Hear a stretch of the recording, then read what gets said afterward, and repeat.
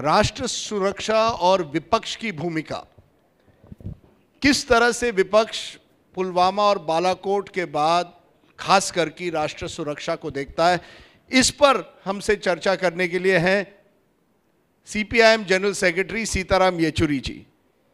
येचुरी जी, आप एक ऐसे हॉल में हैं जहां जनरल्स दिखाई दे रहे हैं, बहुत मिलिट्री के लोग दिखाई दे रहे हैं, जो आजकल समझते हैं खासकर कि लेफ्ट और विपक्ष जो है वो एक तरह से एक ऐसी भूमिका अदा कर रहा है जिससे उन्हें लगता है कि आप देश विरोधी हैं।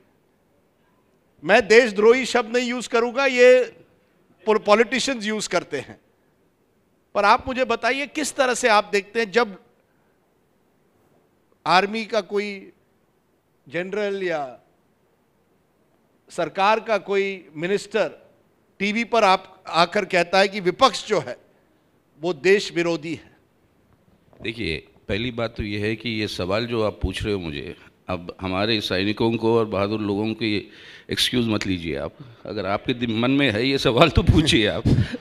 आप पूछ रहे हैं, अब उनको इंसल्ट मत करिए आप। नहीं, मैं टीवी पर देखता रहता हूँ, मैं टीवी पर ये देखता रहता हूँ कि लोगों को आजकल पेट्रियोटिज्म के सर्टिफिकेट दिए जाते हैं। वो बात हम भी देख रहे हैं, लेकिन सवाल ये है कि आप जो है राष्ट्रीय सुरक्षा की बात कह रहे हो।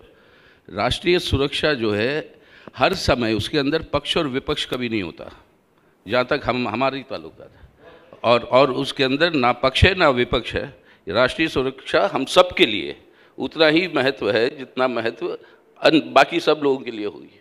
तो यहाँ पर ये लेबल करना कि भाई ये साथ है ये विरोधी है, ये हम समझते हैं कि सबसे बड़ा खतरा नेशनल सिक्योरिटी के लिए यही है। जो आतंकवादी हमारे देश के अंदर घुसपैठ करके हमारे देश के ऊपर हमला करते हैं, उन आतंकवादियों के खिलाफ भारत एकजुटता के साथ, पूरा विपक्ष पक्ष और पूरी जनता ने एकजुट के साथ खड़े होकर उसका विरोध करता है, उसको हराना है अपने देश के हित में। वो आतंकवादी यही चाहता है कि हम अपने बीच में फूट डाल के हम खुद लड़ते जाएं ताकि उसको फ़ायदा मिले।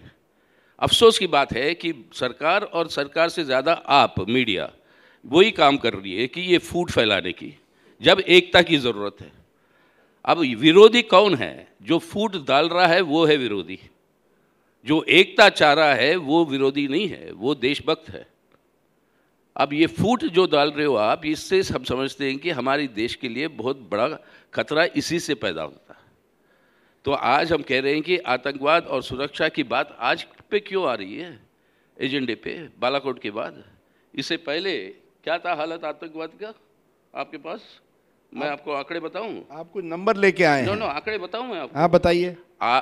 राष्ट्र की सुरक्षा जो है हर समय मुद्दा है, ये एक चुनाव के लिए नहीं है, ये हर समय मुद्दा है। और पिछले 5 साल और ये 5 साल अगर आप इसको कंपेयर करके देखें आप, तो टेरर अटैक्स जो हुए थे पिछले 5 साल 2009 से 2014 में 109 थे, और इस 5 साल में हुए 626।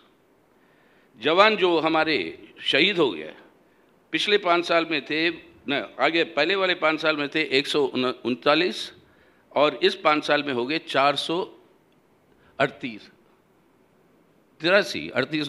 483।